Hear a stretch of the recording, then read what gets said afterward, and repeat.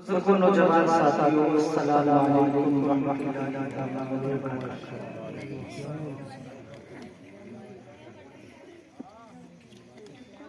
بعد نماز عشاء سے لے کے اب تک بہت اچھے انداز سے آپ تمام حضرات ایک کے بعد ایک سے نعت و منقبت و تقریر کو سماعت فرما رہے ہیں۔ آپ اپنے ماضی کی نگاہوں سے دیکھ رہے ہیں مسند رسول پر اپنے خطیب و امام اور ہمارے اور بھی مہمان جنہوں نے مستقبل بہت اچھے انداز میں آپ نے جن سے نعت مصطفیٰ کو سماعت کیا، اور ابھی جناب قاری جاجال صاحب سے پھر میرے بعد قاری جنید اختر خلیلی تشریف فرما ہے، بہت اچھے انداز میں نعت مصطفیٰ آپ سے سماعت فرمائیں گے۔ میرے بعد میں جو خصوصی خطاب آپ سماعت فرمائیں گے وہ حضرت علامہ مولانا مفتی قاسم القادری صاحب قبلہ، وہ بہت جلد تشریف لانے والے ہیں۔ آئیے کچھ باتیں آپ سے کر جائیں، بنا کسی تمہید کے میں اپنے بات کا آغاز کرتا ہوں۔ الحمدللہ رب العالمین والعاقبۃ للمتقین والصلاة والسلام علی سید الانبیاء والمرسلین، اما بعد فاعوذ باللہ من الشیطان الرجیم، بسم اللہ الرحمن الرحیم، الا ان اولیاء اللہ لا خوف علیہم ولا هم يحزنون، آمنت باللہ صدق اللہ العظیم وبلغنا رسوله النبي الأمين المؤمن المتين الكريم ونحن على ذلك من الشاهدين والشاكرين والحمد لله رب العالمين۔ آئیے ہم حضرات انتہائی خلوص اور محبت کے ساتھ ایک مرتبہ جھوم کر درود پاک کا ہدیہ پیش کریں گے۔ اللہم صلی علی سیدنا شفیعنا و حبیبنا و مولانا محمد وعلی آل محمد، بارک صلاۃ و سلام علیک یا رسول اللہ یا حبیب اللہ صلی اللہ علیہ وسلم۔ آج کی عظیم الشان جشن گوزل ورا جو پچھلے سال بھی منعقد کی گئی تھی، جس میں حاضری ہوئی تھی ہمارے یوسف بھائی، اسلم بھائی، انہوں نے مل کر پچھلی بار بھی اس محفل پاک کو سجایا تھا، اور اس سال بھی جشن گوزل ورا سجایا ہے۔ رب کعبہ کی بارگاہ میں دعا گو مولا پروردگار اس ذکر کی برکت سے، اس محفل پاک کی برکت سے مولا کے جائز مقصدوں میں کامیابی عطا فرمائے۔ اس محفل پاک کی برکت سے مولا کے گھروں میں خوب برکتیں عطا فرمائے۔ ہم تمام حاضرین کی حاضری کو، بیٹھنے کو، سننے کو مولا کی بارگاہ میں قبول فرمائے، اور یہاں بیٹھنے کی برکت سے، اس کے صدقے سے مولا ہماری زندگیوں میں خوب برکتیں عطا فرمائے۔ آپ اپنے مکانوں کو چھوڑ کر یہاں پر تشریف لائے ہیں تو یقیناً کسی نہ کسی کی محبت میں ضرور چل کے آیا ہے۔ تھوڑا تھوڑا بولیں گے آپ؟ بولنا آتا ہے؟ بولیں گے آپ بھی؟ کیونکہ ابھی کوئی تھوڑا وقت نہیں ہوا ہے، میرے بعد میں بھی آپ کو ایک تقریر کی سماعت کرنا ہے۔ شاعر خصوصی ابھی تشریف فرما ہے، بہت اچھے انداز میں آپ ان سے سماعت کریں گے۔ کچھ باتیں کرتا ہوں، دیکھتا ہوں آپ کتنے اچھے انداز میں سنیں گے، اور ابھی تک بہت اچھے انداز میں آپ سن رہے ہیں۔ دیکھیے، کہیں بھی انسان جب جایا کرتا ہے، اپنے گھر سے جب قدم بڑھاتا ہے تو کسی نہ کسی کی محبت میں ضرور ہوتا ہے۔ اگر کسی رشتہ دار یہاں جانا ہوتا ہے تو انسان اپنے گھر سے جب قدم بڑھاتا ہے تو اپنا وہ رشتہ دار اس کی وہ منزل نظر پر ہوتی ہے کہ میں اپنے اس رشتہ دار کے مکان پر اس کی محبت میں اپنے گھر سے نکل رہا ہوں۔ اگر کسی دوست سے ملنا ہوتا ہے تو دوست کا مقصد ذہن میں ہوتا ہے، اگر کسی پڑوسی کے مکان جانا ہوتا ہے تو یعنی جس کے یہاں جانا ہوتا ہے، جس کے یہاں پہنچنا ہوتا ہے وہ انسان کے ذہن میں رہتا ہے اور اسی کی محبت میں انسان اپنے گھر سے نکلتا ہے۔ آج جب آپ اپنے مکان سے نکلے ہوں گے تو آج بھی آپ کے ذہن میں کوئی نہ کوئی بات آئی ہوگی، آج جب آپ اپنے مکان سے نکلے ہوں گے آج بھی آپ کے دل میں کوئی نہ کوئی بات آئی ہوگی کہ آج میں اپنے مکان کو چھوڑ کے جا کیوں رہا ہوں، آج میں رات کے اندھیرے میں اپنے مکان سے نکل کیوں رہا ہوں، آج میں رات کی تاریکی میں اپنے مکان کو چھوڑ کیوں رہا ہوں۔ تو دل نے آواز دی ہوگی کہ جب روزانہ اپنے مکان سے نکلتے ہو تو دنیا دار کی محبت میں نکلتے ہو، آج جو کر رہے ہو کسی دنیا دار کی محبت میں نہیں بلکہ ولیوں کے سردار کی محبت میں نکل رہے ہو، ولیوں کے سردار کی محبت میں، سرکار غوث اعظم کی محبت میں آپ اپنے مکانوں کو چھوڑ کر کے یہاں پر تشریف لائے ہیں، کیونکہ ہر آنے والے کا میرا آپ کا سب کا یہی مقصد ہوتا ہے کہ ہم جو جاتے ہیں وہ یوسف بھائی ہو یا اسلم بھائی ہو ان کو دکھانے کے لیے نہیں، بظاہر انہوں نے آقا کے ذکر کی محفل سجائی ہے، اچھا کام کیا ہے، مبارکباد مستحق ہے، میں مبارکباد پیش کروں گا، مگر ہمارا مقصد ہمارا جو مطلب ہے وہ ان کو راضی کرنا یا ان کو جا کر دکھانا کہ ہم تمہارے مکان پر جو تم نے محفل سجائی تھی ہماری اس میں حاضری ہوئی تھی، ہمارا مقصد یہ نہیں ہوتا بلکہ ہمارا مقصد یہ ہوتا ہے کہ ہم اپنے مکان سے نکلے ہیں، ہم اپنے گھر سے آئے ہیں، ہم آپ کو راضی کرنے نہیں بلکہ سرکار غوث اعظم کو راضی کرنے کے لیے آئے ہیں، جن کے نام بھی تم نے محفل سجائی ہے ہم اس سرکار غوث اعظم کو راضی کرنے کے لیے آئے ہیں، کیونکہ قسم خدا کی یہ ہر مسلمان کا عقیدہ، یہ میرا بھی ماننا، یہ آپ کا بھی ماننا ہے کہ جب ہم سرکار غوث اعظم کے ذکر کی محفل میں پہنچیں گے اور ان کے ذکر کی محفل میں بیٹھ کر جب اللہ اور اس کے رسول کے ذکر کی باتیں کریں گے، ارے پڑھنے والے پڑھیں گے، سننے والے سنیں گے، سبحان اللہ کی صدائیں بلند کی جائیں گی، ماشاء اللہ کی صدائیں کی آوازیں گونجیں گی، اور جب ہماری زبان سے سبحان اللہ کی صدائیں گونجیں گی، قسم خدا کی بار بار جب ہم اللہ تعالیٰ کی حمد و ثنا کو بیان کریں گے اور یہاں پر یہ بیٹھنا اگر یہ آتا میرے رب کو پسند آ گئی، سبحان اللہ بولنے کی عطا، اگر پروردگار کو پسند آ گئی، الحمدللہ بولنے کی عطا، اگر رب کعبہ کو پسند آ گئی تو قسم خدا کی ہمارا جینا بھی کامیاب ہو جائے گا، ہمارا چلنا بھی کامیاب ہو جائے گا، ہمارا بیٹھنا بھی کامیاب ہو جائے گا، ہمارا سننا بھی کامیاب ہو جائے گا، ہمارا یہاں آنا بھی کامیاب ہو جائے گا، اور اگر یہ بیٹھنے کی عطا سرکار غوث اعظم نے قبول کر لی، اگر ان کو پسند آ گئی تو ہمارا جاگنا بھی کامیاب ہو جائے گا، اور بیٹھ کر کے سننا اور پڑھنا بھی کامیاب ہو جائے گا، بیٹھنا اور سننا بھی کامیاب ہو جائے گا۔ سرکار غوث اعظم کی محبت میں آپ اپنے مکانوں کو چھوڑ کے آئے ہیں اور سرکار غوث اعظم کی ذات وہ ذات ہے، میرے سرکار غوث اعظم فرماتے ہیں کہ اگر کوئی عشاء کے بعد میرا نام لیتا ہے، سمجھ میں آ رہی ہے آپ کے؟ سمجھ میں آ رہی ہے؟ تو پھر گردن ہلا کے کیسے کام چلا رہا ہے؟ تو یار دیکھ نہیں گردن ہلاؤ گے، یہ تو یار دیکھ چل رہی ہے کوئی نہیں ہے، اب گردن ہلانے کا وقت نہیں بلکہ آپ زبان بولے محبت سے بولے سبحان اللہ، آقا کو پکارے پیار کے ساتھ بولے یا رسول اللہ۔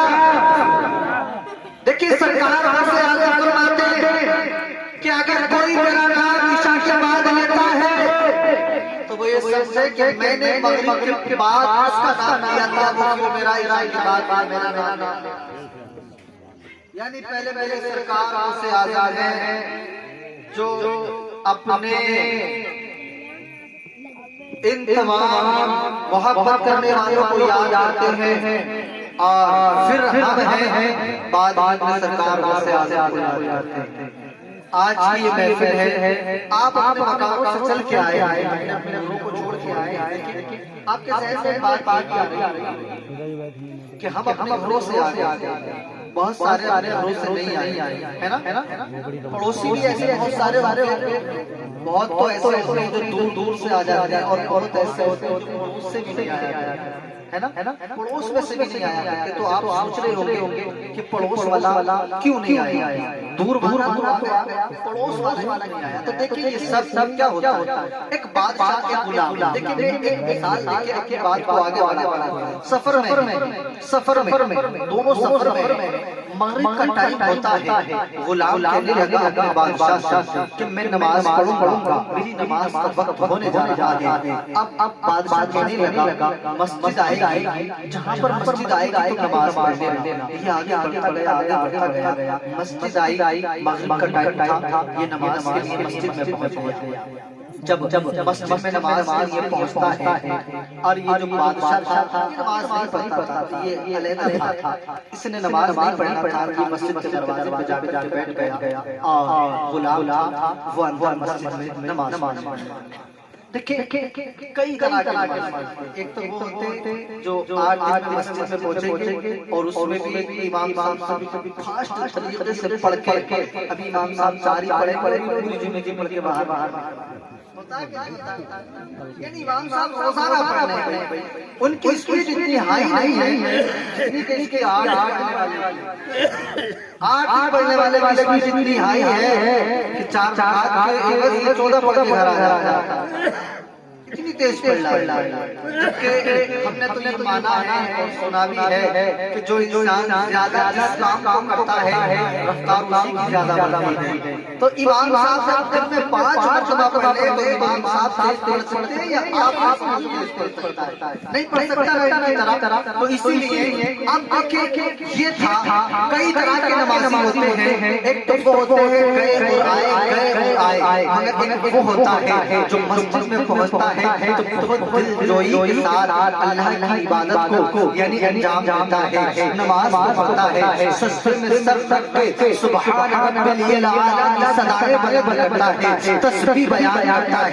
یعنی ایسے ہی تھا، یہ بادشاہ تو باہر انتظار میں تھا اور یہ غلام اندر بڑی تسلی کے ساتھ نماز پڑھ رہا تھا۔ اس نے نماز مغرب کو بڑی تسلی کے ساتھ ادا کیا۔ محلے میں جو اور نمازی نماز پڑھنے آئے تھے وہ نماز پڑھ کے چلے گئے، مگر یہ تھا کہ نماز پڑھ کے نہیں نکلتا ہے۔ بہت دیر ہو گئی بادشاہ کو انتظار کرتے کہ سارے نمازی جا چکے، مگر یہ میرا غلام ہے، یہ کون سی نماز پڑھ رہا ہے، یہ کتنی بڑی نماز پڑھ رہا ہے، یہ نماز پڑھ کے آ ہی نہیں رہا ہے، یہ کتنی بڑی نماز پڑھ رہا ہے۔ جب کافی دیر ہو گئی انتظار کرتے تو باہر سے اس بادشاہ نے کہا ارے تیری نماز کتنی بڑی ہو گئی، تو نماز پڑھ کے باہر کیوں نہیں نکلتا؟ کون ہے جو تجھے اندر روک رہا ہے، کون ہے جو تجھے اندر روک رہا ہے؟ تو اندر سے غلام نے کہا تھا ارے میرے بادشاہ، جو خدا تجھے اندر آنے سے روک رہا ہے وہی خدا مجھے اندر سے باہر جانے سے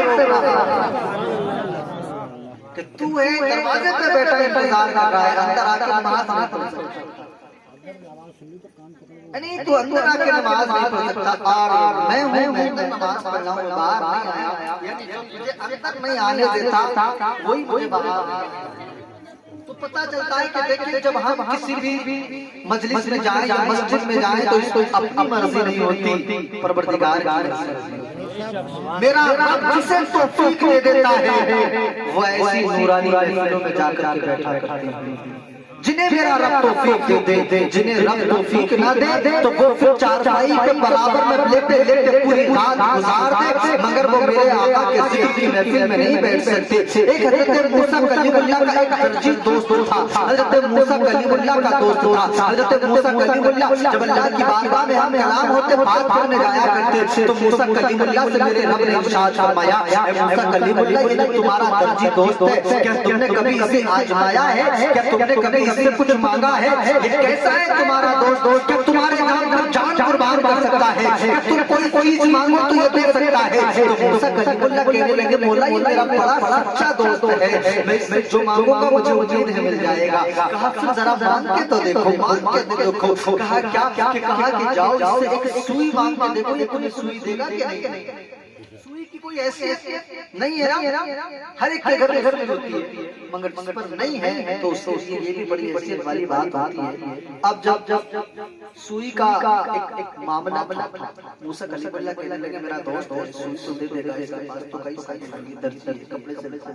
आप उसके पास पहुंचे। कहा एक सुई की जरूरत है। दोस्त था, बड़ा अच्छा दोस्त था, मगर उसने सुई देने से इनकार कर।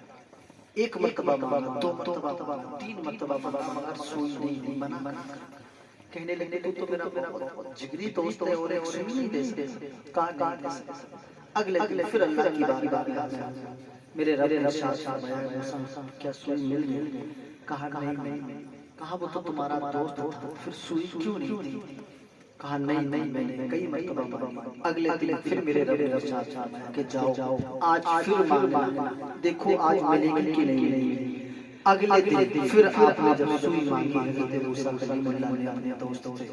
तो वही दोस्त था जो एक दिन पहले सुई देने से इनकार कर रहा था। अगले दिन उसने पूरी सुई का डिब्बा निकाल कर मूसा कलीमुल्लाह के सामने रख दिया। कहने लगा एक नहीं बल्कि अगर तुम चाहो तो एक ही जगह कई सारी सुइयां ले जा सकते हो, ये आप मालिक हैं, आप एक नहीं बल्कि एक से भी ज्यादा आपको इख्तियार है, आपको जितनी जरूरत हो इतनी ले जा सकते हो। हज़रत मूसा कलीमुल्लाह का मतलब सुई का लेना नहीं था, बल्कि आप सोचने लगे, आपके ज़हन में बात आने लगी मौला जब मैं कल आया था तो मेरा यही दोस्त था, इससे मैंने सुई मांगी तो ये एक सुई देने से इनकार कर रहा था, और आज वही दोस्त है कि अब एक नहीं बल्कि एक से ज्यादा देने के लिए तैयार है। आप अपने काबा की बारगाह में अली दम पेश करते हैं, कहते हैं मेरे मौला मेरे परवरदिगार जरा ये तो बता, जब इससे कल मांगा था तो इसने सुई देने से इनकार कर दिया था, मगर आज मांगता हूँ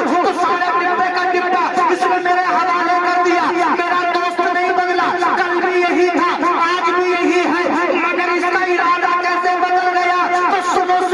अपने रब का फरमान सुनो। रब काबा ने इरशाद फरमाया था, कहा था मूसा कलीमुल्लाह अरे सुई देना या नहीं देना ये हाथ तो तेरे दोस्त ही का था, मगर उसके दिल में देने और ना देने का फैसला डालने वाला कोई और नहीं है, वो तेरा परवरदिगार है। कल मैंने उसके दिल में इरादा डाला कि सुई मत देना, और आज उसके दिल में ये फैसला कर दिया कि सुई दे दे, तो कसम खुदा की महफिलों में आना और नहीं आना इसका फैसला मेरा रब किया करता है। परवरदिगार आना है कि नहीं आना, हम तो इरादा करते हैं, हम सोचते हैं कि हम नहीं जाएंगे, फिर सजाई हम नहीं जाएंगे। अरे तू कौन होता है जो नबी के जिक्र की महफिल में न जाए? अगर आका बुलाए तो कसम खुदा की पलकों के बल चल। अगर नहीं आया है तो ये सोच के तुझे आने महफिल में बैठना ही पसंद बैठाना ही पसंद नहीं आया, वरना आप जिन सरकार हो से आज़म की महफिल में आए, क्योंकि सरकार हो से आज़म रज़ी अल्लाह ताला सरकार से आज़म रज़ी अल्लाह ताला की आप महफिल में आए। हमारे यहाँ देखिए थोड़ा सा माहौल सुनाने का आप बना ले, है ना? बच्चे जो हैं इनको आप खामोश करने की कोशिश करें, माहौल अच्छा बनाएं ताकि कोई भी बात जब बताई जाए वो समझ में आ रही है आपके? अरे चुप जाओ बच्चों। तो देखिए सरकार आपके घर से हमें ये दर्ज करता है। हमारे यहाँ क्या है, हमारे यहाँ जब बच्चे पैदा होते हैं तो हमारे घरों का ये माहौल होता है, हमारे घरों के अंदर माएँ बहनें भी ये सोचती हैं कि अभी तो मेरा छोटा बच्चा है, जब बड़ा होगा तो इसे राह पे ले आए। ابھی چھوٹا ہے، ابھی چھوٹا ہے، جب بڑا ہوگا تو اسے سمجھائیں گے، جب بڑا ہوگا تو اسے دین کی طرف لے آئیں گے۔ ابھی تو چھوٹا ہے، رو تو موبائل ہاتھ میں دے دیا جائے، ابھی تو چھوٹا ہے، روتا ہے تو فون سے بہلا دیا جاتا ہے، ابھی تو چھوٹا ہے، روتا ہے تو کسی اور چیز سے بہلا دیا جاتا ہے۔ مگر یاد رکھنا، بچے کو چھوٹا نہ جانے، بچے کو چھوٹا نہ سمجھیں۔ اگر آپ چھوٹے بچے کو یوں سوچ کر چھوڑ دیں گے کہ بڑا ہوگا تو سمجھا دیں گے، بڑا ہوگا تو سمجھا دیں گے، یاد رکھنا پھر جب یہ بڑا ہوگا آپ سمجھانے کی کوشش کریں گے تو پھر یہ سمجھ نہ سکے گا، کیونکہ ہم نے تو وہ تاریخوں کو پڑھا ہے، ہم نے تو وہ تاریخوں کو جانا ہے۔ کیا آپ نے سرکار غوث اعظم کی تاریخ کو نہیں پڑھا؟ کیا آپ نے سرکار غوث اعظم کی ماں کی تاریخ کو نہیں پڑھا؟ کیا آپ نے جن کی محفل کو سجایا ہے، میرے تمام نوجوان، تمام بزرگ اور میری یہ کئی ساری بہنیں یہاں پہ تشریف فرما ہے، میں ان سب سے بڑی محبتوں کے ساتھ گزارش کروں گا کہ ذرا یہ دل پر میری بات کو نوٹ کرنا۔ سرکار غوث اعظم کا بچپنا ہے، ابھی ماں کے شکم سے آپ دنیا میں تشریف لائے ہیں، ابھی چھوٹی سی عمر ہے۔ سرکار غوث اعظم کی والدہ فاطمہ ام الخیر اپنے لخت جگر کو لے کر ایک مدرسے میں جاتی ہیں اور اس پاس میں جانے کے بعد کہتی ہیں کہ میرے لال کی بسم اللہ خوانی کرائی جائے، میرے لال کو یعنی دین کی تعلیم سے آراستہ کیا جائے، میرے بیٹے کو تعلیم دی جائے، میرے بیٹے کو قرآن پڑھنا سکھایا جائے۔ جب سرکار غوث اعظم کو مدرسے میں لے جایا گیا، سرکار غوث اعظم نے جب مدرسے میں پہنچے اور استاد نے جب آپ کو پڑھانا شروع کیا، آپ نے جب اعوذ پڑھایا اور بسم اللہ پڑھایا، دیکھیں ہر استاد جو ہے بچے کو کوشش کرتا ہے کہ شروع سے اچھے سے پڑھا کے چلے۔ سرکار غوث اعظم کے استاد نے جب آپ کو شروع سے پڑھایا تو یہ سرکار غوث اعظم تھے جو پہلا پارا پڑھتا نظر آ رہے تھے، دوسرا پارا پڑھتا نظر آ رہے تھے، تیسرا پارا پڑھتے نظر آ رہے تھے، یہاں تک کہ پہلے دن مدرسے میں گئے تھے آپ نے 17 پارے اپنے استاد کو ہی میں سنا دیے تھے۔ پہلے دن آپ مدرسے میں گئے تھے 17 پارے اپنے استاد کو سنا دیے تھے، قسم خدا کی جب 17 پارے سنائے تھے استاد نے سرکار غوث اعظم کے چہرے کو دیکھا تھا، کہنے لگے بیٹا ذرا یہ تو بتا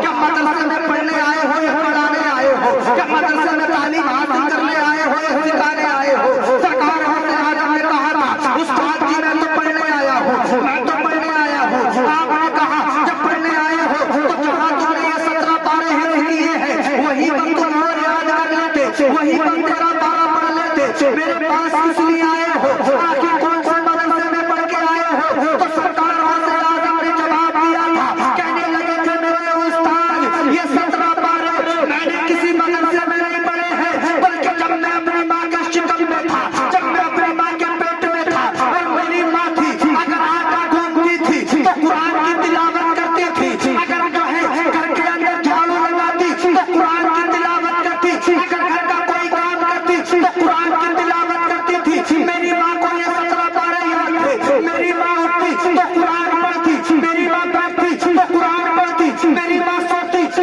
قرآن پڑھتی، میری ماں بیٹھتی تو قرآن پڑھتی، میری ماں روٹی بناتی تو قرآن پڑھتی، یعنی میری ماں نے اتنا قرآن پڑھا کہ میں اپنی ماں کے شکم میں تھا، میں اپنی ماں کے پیٹ میں تھا، میری ماں جب اٹھ کے بیٹھ پہ قرآن پڑھتی رہتی اور جب میں سنتا رہتا تو میں نے ماں کے شکم میں سن کر 17 پارے کو یاد کر لیا تھا۔ قسم خدا کی یہ وہ سرکار غوث اعظم ہے جنہوں نے اپنی ماں کے شکم میں رہ کر قرآن کے 17 پارے کو یاد کر لیا تھا۔ سبحان اللہ سبحان اللہ۔ 17 پارے ماں کے شکم میں۔ ہماری یہاں کی تو مائیں بچہ پیدا نہیں ہو جائے تب بھی بچہ کہتی ہے کہ بچہ ہے، بعد میں سمجھا لیں، بعد میں پڑھا لیں، مگر سرکار غوث اعظم کی ماں نے یہ درس دیا ہے کہ بچہ ماں کے شکم میں آ جائے تو پھر ماں کے فعل کا، ماں کے کام کا بچے پر اثر پڑنا شروع ہو جائے۔ اگر بچہ شکم میں ہے ماں چاہتی ہے کہ میں اپنے لال کو نیک بناؤں، میں اپنے بیٹے کو اچھا بناؤں، تو جب بچہ شکم میں آ جائے تبھی سے اچھے کام کرنا شروع کرو۔ اور یہ یاد رکھنا کہ اگر کوئی بچہ ماں کے شکم میں رہ کے جب قرآن یاد کر سکتا ہے، ماں پڑھے تو بیٹا قرآن یاد کر لے، اور اگر کوئی ماں سیریل دیکھے تو بتاؤ وہ بچہ ماں کی شکم میں سیریل یاد کرے گا کہ نہیں کرے گا؟ کوئی ماں گھر میں جھاڑو لگاتے لگاتے ساز بہو کے ترانے گائے تو وہ بچہ یاد کرے گا کہ نہیں کرے گا؟ کوئی ماں شام کو 7 بجنے سے پہلے روٹی اسی لیے بنا کے رکھ دے کہ اگر لیٹ ہوئی تو کوئی نہ کوئی میری کڑی کوئی نہ کوئی میرا سیریل ڈرامہ نکل جائے گا، کھانا وقت سے پہلے تیار کر کے اسی لیے رکھ دے کہ مجھے ڈرامہ دیکھنا ہے، سیریل دیکھنا ہے۔ اگر اس کی گود میں یا اس کے شکم میں کوئی بچہ پل رہا ہے تو بتاؤ اس بچے پہ اثر پڑے گا کہ نہیں پڑے گا؟ آج دیکھیے چھوٹے چھوٹے بچے بڑے بڑے بزرگوں سے اگر پوچھیں تو انہیں موبائل میں صرف 2 ہی ورڈ نہیں آتے۔ ایک لال والے کو جانتے ہیں، ہرے والے انہیں پتا ہے کہ لال والے سے کاٹ دیا جاتا ہے اور ہرے والے سے اٹھا لیا جاتا ہے۔ اور ابھی تم 5 سال کے 7 سال کے بچے کو لے آؤ، وہ پب جی ایسا کھیلتے نظر آئے گا پسینے آ جائے گا، وہ موبائل کے ایک پرجے میں ایسے گھومتا نظر آئے گا کہ آدمی حیرت میں رہے گا کہ اسے ستایا کس نے ہے، ایسا لگتا ہے ماں کے پیٹ سے موٹو موٹو بن کے پیدا ہوا ہے۔ اب یہ ہو کہاں سے رہا ہے؟ میں تو کسی ایک کی بات نہیں کرتا، میں اپنے سب کی بات کرتا ہوں۔ دیکھیں موبائل چلانا بڑے کمال کی بات ہے۔ کوئی یہ سمجھے کہ ہم نے آج اسمارٹ فون لے لیا، ہم بہت اسمارٹ بن گئے۔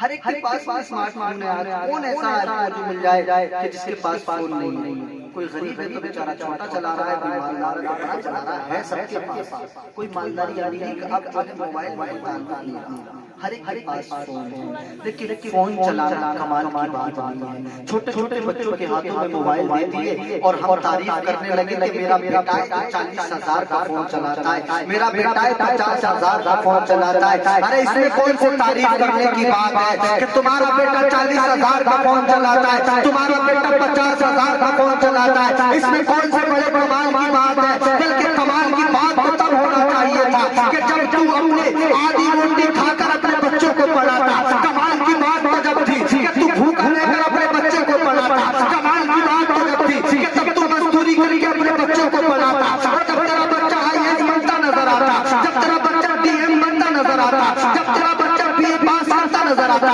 جب تیرا بچہ MBBS بنتا نظر آتا، اور جب تو اپنے بستی والوں میں آ کے کہتا کہ یہ میرا لال ہے، میں نے جس بچوں کے لیے نہ تو رات دیکھی نہ میں نے دن دیکھا، اپنے بچوں کو محنت کر کے میں نے پڑھایا، اور میرا بچہ بھلا ڈگری کو میں نے بچے نے پا لیا ہے، میرا بچہ بڑا ڈگری لے کے آج بستی میں لوٹ کے آ رہا ہے۔ قسم خدا کی اگر کوئی بھارت میں رہنے والا بچہ، اگر کوئی بھارت میں رہنے والا جوان، اگر باپ کی مزدوری میں پل کر جب کوئی بڑی ڈگری لے کے بستی میں لوٹنا ہے تو پوری بستی والوں کا سینہ چوڑا ہو جایا کرتا ہے، پوری بستی والے اس بچے پہ ناز کیا کرتے ہیں۔ آج کا نوجوان بڑا موبائل چلانے میں فخر کرتا ہے، ہم کہتے ہیں موبائل چلانا یہ بات کی بات ہے، بلکہ اس سے پہلے اپنے بچوں کے ہاتھ میں قلم دے دو اور اپنے بچوں کو دین کے راستے پر، تعلیم کے راستے پر لے کر آؤ اور دنیا والوں کو بتاؤ کہ ہمارا کام فون یا تو موبائل چلانا نہیں، ہمارا کام جو ہے تعلیم کے عمل میں کامیاب ہونا۔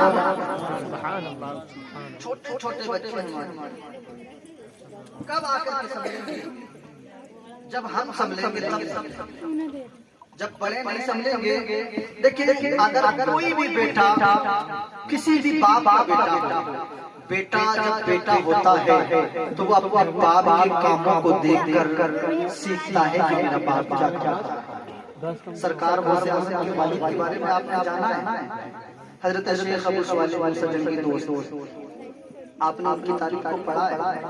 ایک بہت مشہور واقعہ ہے، پورا واقعہ آپ نے ابھی سنا ہوگا، اگر اس کی کچھ چھلکیاں ڈالوں گا مفتی صاحب سے چلا چلا کے انشاءاللہ تعالیٰ کل بات آ رہے ہیں، بس میں تھوڑی سی بات آپ ایک مرتبہ اپنے مکان سے نکلے ہیں، سرکار غوث اعظم کی والد، دیکھیں میری بہنیں بھی بیٹھی ہیں، آپ بھی بیٹھی ہیں، بڑی توجہ کے ساتھ سرکار غوث اعظم کی جب والد باہر نکلے تو آپ کو بھوک لگ رہی ہے، راستے میں آپ کو پھونک لیں، آپ کو جب نکلے تو آپ ایک دریا کے کنارے سے نکل وہاں پر ایک سیب تھا جو پانی میں بہتا جا رہا تھا، آپ نے اسے اٹھایا اور جب انسان بھوک لگ گئی تو پھر تھوڑی دیر کے لیے آدمی بغیر سوچے کوئی چیز ایسی استعمال کر لیتا ہے جس کے بھوک اس کی مٹ جائے، آپ کو بھوک لگی تھی، آپ نے وہ سیب اٹھایا اور اسے کھا لیا، مگر جب تناب فرما لیا کھا لیا اس کے بعد میں آپ کی تقوی نے آپ کو چھوڑ دیا، آپ کی پرہیزگاری نے آپ کے گریبان کو پکڑ لیا، آپ کا تقوی آپ سے بار بار سوال کرنے لگا، اے ابو صالح جس سے تم نے جس سیب کو تناول فرمایا ہے اس سیب کا مالک کون ہے؟ کیا تم جانتے ہو کہ اس سیب کے مالک سے تم نے اجازت لی ہے؟ کیا تمہیں پتا ہے یہ سیب کہاں سے آیا تھا، کس کا تھا؟ بغیر مرضی کے بغیر اجازت کے تم نے اس سیب کو تناول فرما لیا۔ حضرات جب آپ کی تقوی نے آپ کے پرہیزگاری نے جب آپ کو جوڑا، آپ جو ہے نا اس نہر کا سفر کرنے لگے کہ یہ جہاں سے آ رہی ہے کہیں نہ کہیں تو باغ ہوگا، کہیں نہ کہیں تو پیڑ ہوگا، جہاں سے یہ ٹوٹ کے اس میں گرا ہوگا، آپ جو ہے سفر طے کرتے کرتے آگے بڑھے اور جب آپ ایک ایسی جگہ پر پہنچے جہاں کے سیب کا ایک باغ تھا، اس کے کچھ پیڑ تھے جو کہ اسی پانی کی طرف جھکے ہوئے تھے، آپ نے سوچا کہ یہ جو ہے سیب کہیں سے آیا ہو کہ نہیں آیا ہو، اسی باغ کا یہ سیب ہے جو اس پانی میں گرا ہے، جو میں نے بغیر اجازت کے کھا لیا، چلو مالک سے چل کر کے اجازت لے لی جائے، اس سے معافی طلبی کر لی جائے۔ حضرات محترم حضرت سرکار غوث اعظم کے والد محترم تھے، آپ اندر گئے، اندر جانے کے بعد میں آپ نے مالی کے باغ کو دیکھا، جو مالی کے باغ تھا، جو باغ کے اندر رکھوالی کر رہا تھا، سرکار غوث اعظم کے والد کے پاس پہنچے اور جانے کے بعد میں ارشاد فرمانے لگے، کہنے لگے کہ میں نے آپ کے باغ کا ایک سیب تناول فرما لیا ہے، میں آپ سے معافی طلبی کرنے آیا ہوں، یا تو اس کی قیمت آپ مجھے بتا دیں کیا ہے، یا آپ مجھے یہ بتا دیں کہ جو سیب آپ نے جو سیب ہے اس کی قیمت کیا ہے، اس کی سزا کیا ہے، تاکہ میں اسے پورا کر سکوں۔ قسم خدا کی آپ نے پوچھا آپ کون ہیں، آپ کہاں سے آئے ہیں، تو سرکار غوث اعظم کے والد نے بتایا کہ میں پیچھے کئی بہت پیچھے سے میں نے آپ کا سیب تناول فرما لیا تھا اور میں آیا ہوں تاکہ آپ مجھے بتائیں اس کی کیا سزا رہے گی جو آپ مجھے دے دیں، آپ مجھے معاف کر دیں یا اس کی قیمت لے لیں۔ حضرات محترم آپ نے جب دیکھا، حضرت عبداللہ صومعی نے جب دیکھا کہ یہ جو ہے جو کہ پچھلے کئی کلومیٹر کا سفر طے کر کے آ رہا ہے، ارے کوئی عام بندہ ایسا نہیں آ سکتا، کسی کے دل پہ ایک سیب کا ایسے اثر نہیں پڑ سکتا۔ آپ نے سمجھا کہ یہ جو میرے پاس آیا ہے بہت نیک بندہ ہے، بہت پرہیزگار ہے، جو ایک سیب کو کھا کر اس کی معافی طلبی کرنے کے لیے کئی کلومیٹر بہت نیک ہے۔ آپ نے کہا نیک ہے اور جب میرے پاس آیا ہے تو یہ تو نیک ہے۔ آپ نے کہا معافی طلبی ہو جائے گی، کہا اس کی سزا کیا ہے آپ دے دیں، آپ کیا سزا دیں گے، میں یہیں پر اس سزا کو لینے کے لیے تیار ہوں، آپ بتائیں۔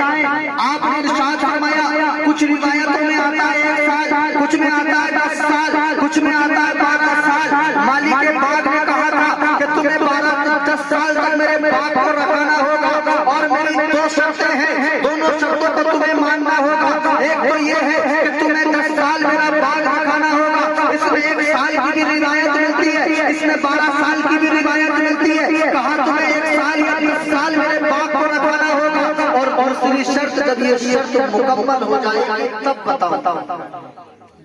ایک باغ کے ایک سیب کے کھانے کوئی ہے نوجوان جو میں مانتا ہوں سب سے چھوٹی روایت 1 سال والی لے لی جائے، کوئی ہے ایسا نوجوان جو ایک سیب کھانے کے عوض کسی کا باغ 1 سال رکھا دے؟ ہے کوئی ایسا؟ نہیں رکھا دے۔ 1 سال کوئی بھی کسی کے باغ کو ایک سیب کھانے کے عوض نہیں رکھا سکتا، مگر یہ سرکار غوث اعظم کے والد محترم کی پرہیزگاری، ان کا تقویٰ تھا کہ آپ نے ایک سیب کھانے کے عوض پورے سال اس کے باغ کو رکھانا، اس کی دیکھ بھال کرنا اپنی ذمہ داری ہے کہ میں نے بغیر اجازت کے سیب کو کھایا ہے، میں نے بغیر اجازت کے سیب کو تناول کیا ہے، میں جو ہے 1 سال آپ کے باغ کو رکھاؤں گا، آپ نے پورا سال باغ رکھایا، آپ نے پورا سال باغ رکھایا، پورا سال باغ رکھانے کے بعد جب سال مکمل ہوا تو آپ نے ارشاد فرمایا، کہنے لگے یہ تو بتاؤ تم نے کہا تھا دوسری شرط پوری ہونے کے بعد بتائی جائے گی، تو آپ بتاؤ تو صحیح دوسری شرط کیا ہے؟ تو آپ نے بتایا دوسری شرط یہ ہے کہ میری ایک بیٹی ہے، میری ایک بیٹی ہے جس کے دونوں پیر بھی سلامت نہیں ہے، جس کے دونوں ہاتھ بھی صحیح نہیں ہے، جس کی دونوں آنکھیں بھی صحیح نہیں ہے، جس کے کان بھی صحیح نہیں ہے، اور تمہیں میری اس بیٹی سے شادی کرنا ہوگا، میری اس بیٹی سے تمہیں شادی کرنا ہوگا۔ اب دیکھیں کوئی نوجوان ساری زندگی بھر کے لیے کسی ایسی بیٹی سے کیسے شادی کر سکتا ہے جس کے نہ تو پیر سلامت ہو، جس کے نہ تو ہاتھ سلامت ہو، جس کے نہ تو ہاتھ سلامت ہو۔ حضرات محترم اگر سرکار غوث اعظم کے والد ہیں، تھوڑی دیر آپ نے سوچا اور سوچنے کے بعد بھی فیصلہ کیا کہ ارے اگر یہاں پر ایک ایسی لڑکی سے شادی کر لی جائے جس کے نہ پیر سلامت ہو، جس کے نہ ہاتھ سلامت ہو، جس کی نہ آنکھیں سلامت ہو، جس کے نہ قدم سلامت ہو، مگر اگر ایسی بیٹی سے شادی کر لی جائے تو شادی کر اگر میں کچھ پریشانی میں گھروں گا، مگر کم سے کم میری زندگی بعد میں میدان محشر میں مجھے اس کا حساب تو دینا نہ ہوگا، میدان محشر میں مجھے اس کی کوئی سزا تو نہ ملے گی۔ آپ نے اس شادی کو ہاں کر دیا، آپ شادی کرنے کے لیے تیار ہو گئے۔ حضرات مختصر بات یہ ہے، آپ نے 1 سال باپ کو رکھایا ایک سیب کے عوض، اس کے بعد میں ایک ایسی لڑکی سے شادی کرنے لگے جس کے نہ پیر سلامت تھے، جس کے نہ ہاتھ سلامت تھے، جس کے نہ آنکھیں سلامت تھی، جس کے نہ کان سلامت تھے۔ جب آپ ایسی لڑکی سے شادی کرنے کے لیے آپ کا نکاح ہوا اور جب آپ کمرے میں پہنچے، آپ جب کمرے میں پہنچتے ہیں تو دیکھتے کیا ہے کہ دروازے پر جب پہنچے تو اندر سے ایک خوبصورت نوجوان لڑکی نے دروازہ کھولا۔ حضرات آپ واپس لوٹ آئے، لوٹ آنے کے بعد میں آپ نے اپنے خدا کی بارگاہ میں عریضہ پیش کیا، کہنے لگے